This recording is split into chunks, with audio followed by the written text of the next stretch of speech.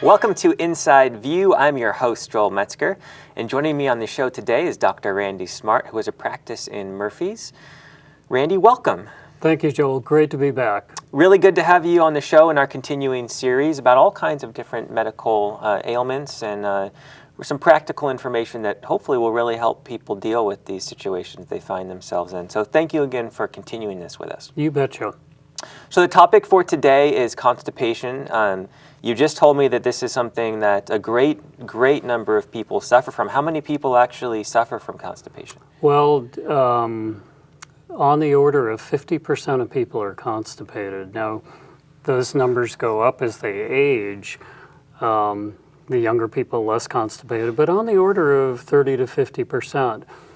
And what's really important about that number is most people that are constipated don't seek any medical attention. They kind of tough it out at home. And they're able to do a lot at home with the right advice. But there's a lot of constipated people that are miserable every day. And one of the things I've noticed in talking to groups is people really don't want to talk about constipation. It's private, And once you get them started, all kinds of questions come up. I was with an interactive group last week, 30 or 40 men at the senior center, and we talked for nearly an hour about constipation.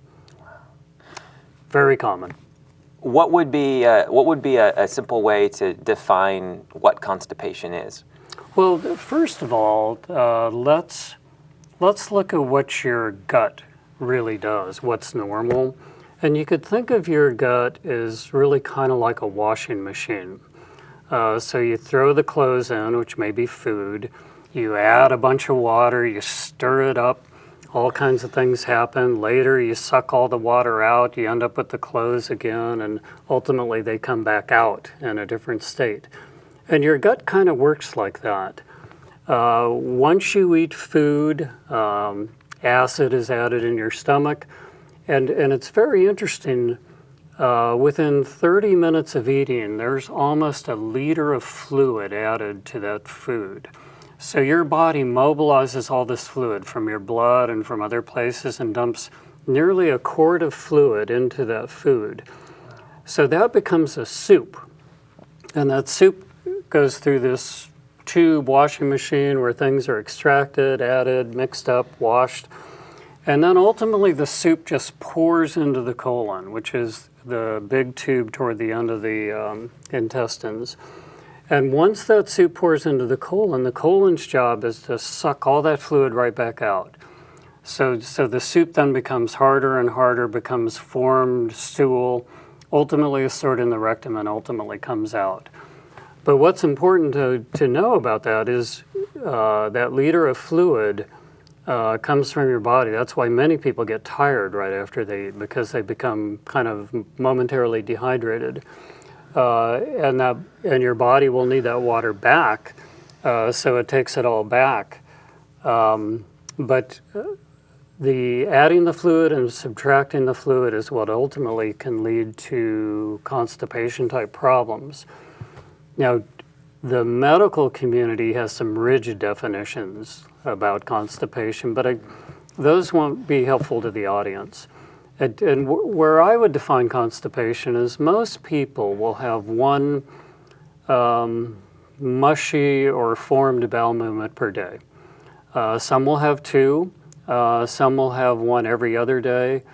There is variation, but as you get to 3 times a week, and even less, that's probably constipation. Now, some of the other things you could notice with constipation is when you sit down to have a bowel movement, it's just hard to go. It just doesn't come out, and that's one definition. And another definition that I think is helpful is you go, but you kind of don't feel like it all came out. You kind of feel like you got half out and half in, and so those are the kinds of things we see with constipation. Not being able to go every day, straining, hard to go, incomplete bowel movement. Those are the things that you would consider constipation. Going back to those definitions, Is it possible that someone's experiencing this condition but doesn't really connect the fact that they are experiencing it? It just seems normal to only go 3 times a week? Absolutely, absolutely.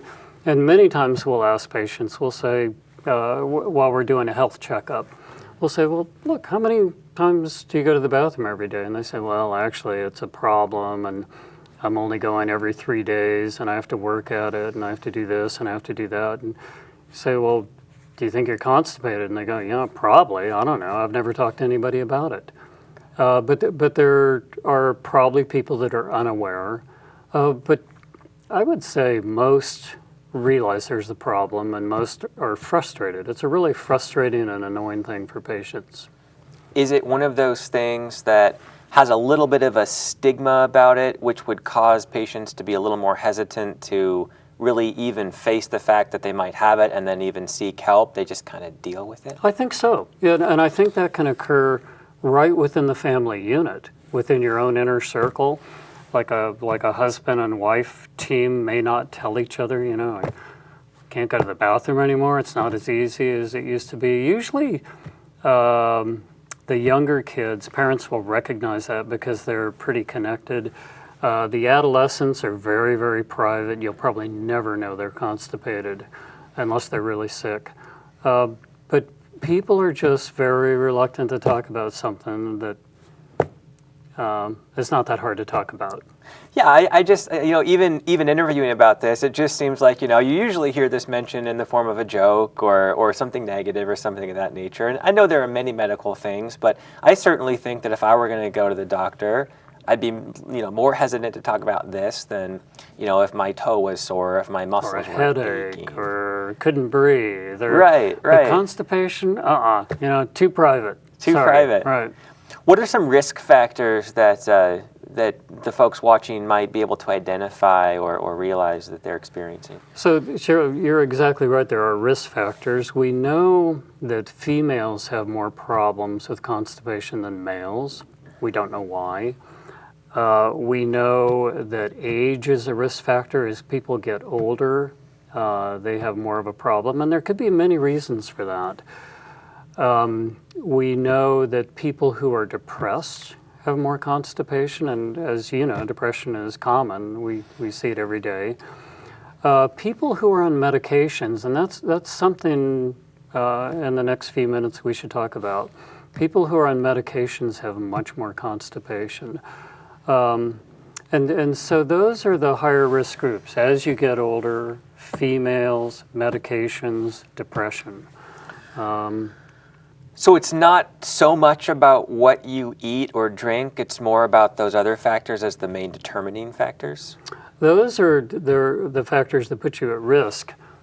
Now, if we get a chance to talk about treatment, diet is a very important part about treatment.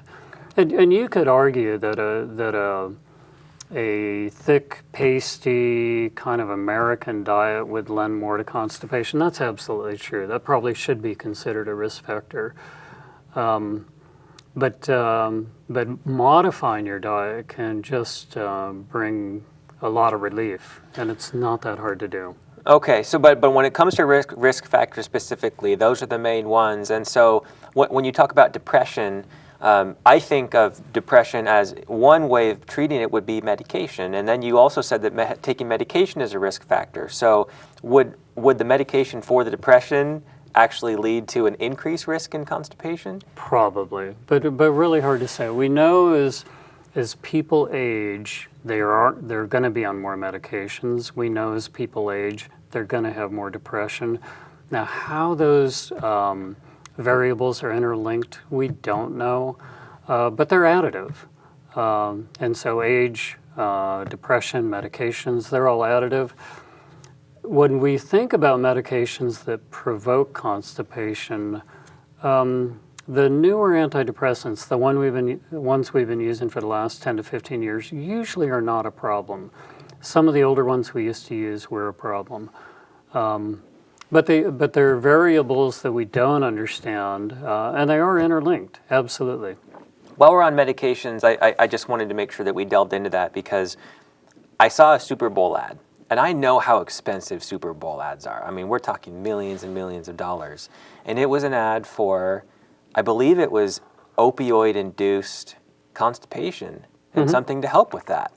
And so I'm thinking in my mind, if someone's willing to spend the kind of money it takes to put that on one of the biggest advertising spots in the world, that's got to be a big problem, and there must be a lot of money to be made based on helping people out who are on opiates deal with their constipation. So have you experienced that type of an issue with patients? Oh, absolutely, absolutely. When we look at medications and constipation, there are sort of two classes, if you will, of medications. There's the over-the-counter medications, and that's important to talk about today because people go into the drugstore, they buy them, they think they're doing the right thing, and it's not related to constipation, it's related to another problem. Yet they can either provoke or initiate constipation by taking something for the other problem. So the over-the-counter medications are problematic and worth talking about. The prescribed medications, absolutely, and far above any are the opioids. And okay, and those are prescribed, and they definitely cause constipation. Why would that be a problem medication? The opioids? What is it doing? Yeah, so the opioids obviously are for pain, and that's why they're used. But they when your bowel is functioning normally, there is a wave of muscular activity that comes through the bowel, kind of to propulse things and move things through this big washing machine. And so that wave is called peristalsis. And the opioids, unfortunately, are known to shut down peristalsis. I mean, you don't get that wave and you don't get the propulsion, you get nothing. And that's not 100%. There are patients, opioid patients, that don't have problems with constipation. But I would say, gosh, 80, 90% of them do because the peristalsis shuts down. And it's a very challenging problem clinically because treating pain is challenging, and the opioids can offer patients a lot, particularly our cancer patients. They offer them a lot, and to tell them they're going to have to be in pain, otherwise they'll be constipated, isn't very satisfying for anybody. So it's a really challenging thing. There's some very newer bowel stimulating medicines that have come out in the last 2 to 3 years, and those are helping us a lot. So that's a big challenge. But if you put that aside and you go back to the non-opioid patients, if you think about it, we have thousands of patients who have osteoporosis, which is a demineralization of bone and a weakening of bone that leads to falls and fractures. Very common in our elderly patients, and particularly in women. Most women have osteoporosis, so we treat that with calcium. Everybody's on calcium. Go ask any woman in this county what she takes, and she will tell you she takes calcium. Now that's okay because we think it helps with the bone strength and preventing fractures, but calcium carbonate is very constipating. It's like concrete. And most of us, unfortunately, in the medical industry don't bother to tell our patients that, by the way, the calcium is constipating. So there are alternatives to that. There's other ways to help with bone health and decrease fractures. But one of the easiest things our patients could do is stop their calcium for a month. There's absolutely no danger to that. There's no risk to that in the context of bone mineralization. And if their constipation improves in that month noticeably, there's another way to deal with calcium, and that's an easy thing to do. So, little known fact, calcium could be a real easy fix for this. Very easy. All right. And if you go into a drugstore, I can tell you on the very first shelf as you walk through the door is calcium. Everybody takes calcium. What are there other problem medications, or are those two of the main ones that we just went over? No, there are. Vitamins can be a problem. Now, everybody takes vitamins. You probably take vitamins. Everybody does. And in those vitamins is calcium, but also there is iron. And you can get vitamins with iron additives. You can buy Geritol. You can buy iron pills. Iron is very constipating. Now many people, I don't know exactly how many, but many people feel that iron is a good thing, and if I take more iron, I'll feel better, and I'll be able to do more work. And but the more iron you take, probably the more constipated you're going to get. You find it in vitamins, you find it in iron supplements. It's the second shelf in as you walk into the drugstore. But the second thing you would do if you were constipated is stop your vitamins. Just stop them. No danger, no risk, might save a little money. And if a month later you're having normal movements or better movements, forget the vitamins. Just eat healthy. Got it. So we've gotten some of the causes of constipation. Aside from the medications that involve opioids or the calcium or the iron, what are some other main causes of constipation? Well, we think kind of aging in and of itself decreases bowel motility and changes bowel motility. Honestly, as we age, all this stuff doesn't work as well, whether it's eyes, ears, taste, smell, heart, lungs, they just don't work as well. And that includes your intestine, and so as you age, you may just not have that good propulsive movement you used to have. You may not be as active as you used to be. And it's really interesting. If you look at activities that stimulate bowel movement, one is eating, of course, and I think many people know that. But if you were to have a plan, and we could talk about a plan, one would be to know that about 30 minutes after you eat is a time to maybe go to the bathroom, because we know there's a relationship there. But also activity, like physical activity, will increase bowel motility and peristalsis. And so if you're a walker or a runner or whatever you do for your daily routine, probably 30 minutes later is another optimal time to say, maybe this is the time to go to the bathroom. Back to the fact that after you eat, 30 minutes after you eat, you might want to go. Now I'm thinking there's no way your body has digested what you just ate in that time. So we're talking eating the new food is then kind of pushing the old food out. Is that what's happening there? No, it's not quite like that. So we know it takes about 72 hours from the time you eat. It'll be 3 days later before that food actually comes out. Wow. So in the average patient, it takes 72 hours. Now, there's lots of variation. In fact, I think I'm a 24-hour guy. But most people are 72 hours, some a little bit longer. But what happens when you eat is something, there's a reflex, a neuroreflex inside of you. It has a name, it's called a gastrocolic reflex. And so your stomach says, food, great idea, and the washing machine starts, and your brain says, well, we better get rid of some of this stuff, there's more coming. And so this gastrocolic reflex causes you to squeeze, causes your colon to squeeze. You say, wait, I have to go to the bathroom, time to go. Okay. So it's not actually mechanical, it's more the wiring. That's the way we're wired. I wanted to ask you, there are a couple factors that I've noticed have been partial causes for a lot of the conditions that we've talked about. One is obesity and one is stress. Those are two things that seem to maybe not be the main cause of a lot of ailments, but they certainly don't help. Do either of those play into constipation at all? Not to my knowledge. Really? Not to my knowledge. I mean, you could stretch it. You could say if a patient was obese, maybe they're less active. And there could be a link there. But obesity in and of itself is not related to constipation or really abnormal bowel movements. Stress doesn't really relate to constipation, but stress can definitely affect bowel movements, and we see that a lot. There's a disorder called irritable bowel syndrome, IBS, We should talk about that someday. A lot of people have it, and there would be a lot to talk about.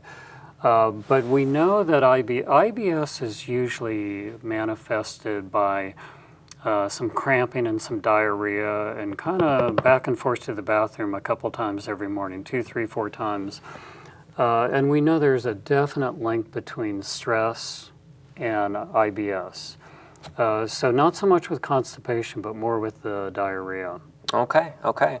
What are some warning signs? And I know you kind of overviewed this right at the beginning of this show, but what are some of the main warning signs people might want to pay attention to? Important point. So should the constipated patient go to the doctor? Well, a lot of people don't have insurance. A lot of people can't get time off from work. And so I don't think every constipated patient needs to go to the doctor. I think if they recognize some of the factors that are inducing the constipation and they take the appropriate action, I don't think they necessarily need tests and need to spend a lot of money. But there are things where we say, wait a minute, there could be a problem. And the way we think about that is there could be an obstruction, there could be a tumor, or there could be a stricture, something that is actually causing you to be constipated, but it's because there's a mechanical reason for that.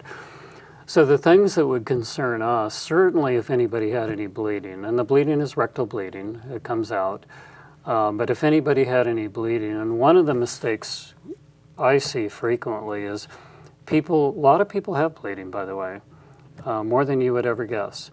And a lot of people will say, well, they're hemorrhoids. I have hemorrhoidal bleeding. We could talk about that someday. Lots to talk about there. But you cannot assume that's hemorrhoidal bleeding. You don't know that. You don't know until you talk to somebody, and you probably don't know until somebody really does an examination. So anybody who has bleeding should probably have an appointment and probably have an evaluation.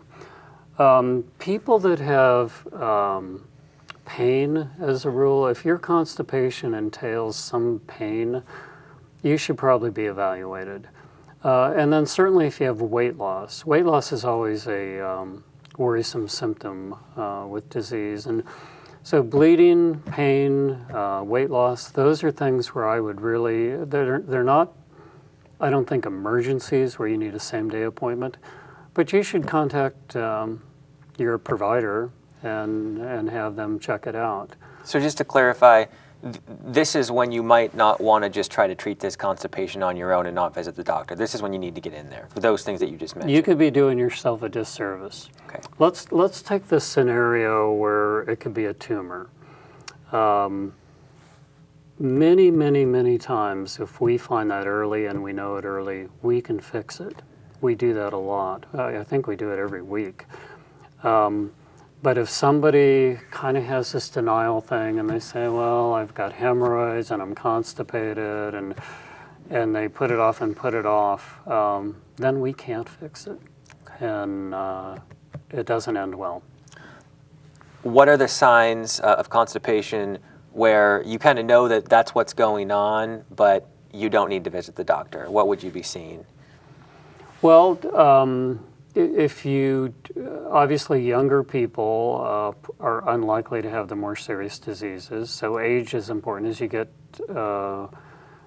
older, you should probably be more concerned and probably get a doctor's appointment. Most people, if they adjust their diet or they adjust their activity level and the constipation improves, then they're probably okay. So you're looking for a response.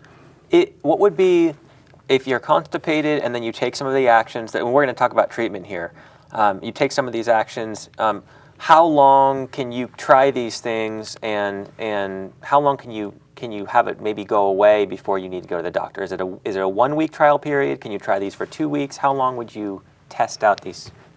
So your bowel intestine takes longer to respond to most of these kinds of things. For example, if you have a breathing problem and we give you a breathing treatment, it responds right away. And there are many diseases that respond right away. If you have an infection, we give you an antibiotic, you can respond right away. Well, this is not one of those. This is a kind of a slow responder. And when I talk to patients about this, I say, look, you should see something different within 10, 14 days. Maybe not resolution, maybe not the full effect. But let's say I put them on a fiber supplement. And let's talk about treatment here. We just have about 5 minutes left. So fiber would be one of the things you might want to do? The first thing I would do is have a more active lifestyle. The second thing I would do is have sort of a bowel plan. I would try to go the same time every day. Even if you have to sit down and you don't actually go, I would really try to get into a rhythm because your body will respond to rhythm. So I would try to sit down the same. Now, some people it's morning, some it's night, but I'd really try to sit down at the same time every day. I'd try to do it in a private area where I feel comfortable, and I'd really try to establish a rhythm. Most people can do that. Not all, but most. Whether you need to go or not? Right. Oh, okay. Right. So you're kind of doing some training. You're telling your brain, look, 7 o'clock every morning, this is what we're doing. And that can be very helpful. When you have to go, you should try to go. Now, if you're in a car or at work, that can be difficult. But when you have to go, you should say, look, I don't want to hold this all day long. I want to go. So having that kind of action plan. Now, changing your diet can be really helpful. I talk to patients about the B's. And the B's are beans, berries, and bran. And if you can get beans, berries, and bran in your diet, I can guarantee you'll have improvement. Anything green will help. Fruit is very helpful. Dried fruit is very helpful. And you can find this on the internet in 2 clicks. So looking at foods that add fiber to your diet can be just extremely helpful. What about drinking water? Water helps. Water absolutely helps. Dehydration is a problem with this. The more dehydrated, remember the washing machine, you dump the water in, you take the water out. Well, if there's no water there, the washing machine has a problem.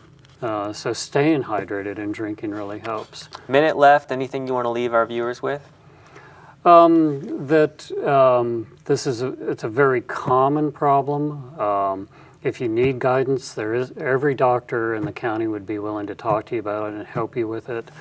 It doesn't require a lot of testing normally. It doesn't require a lot of money. But most of this you can work through on your own by modifying diet, taking a close look at the vitamins, the medications, and then kind of setting up a rhythm where I'm going to sit down at the same time every day. All right, Dr. Smart, thank you so much for these wise words as usual. Thank you, Joel. It's been fun. And thank you for joining me on this edition of Inside View. I'm your host, Joel Metzger, and I hope you join me next time.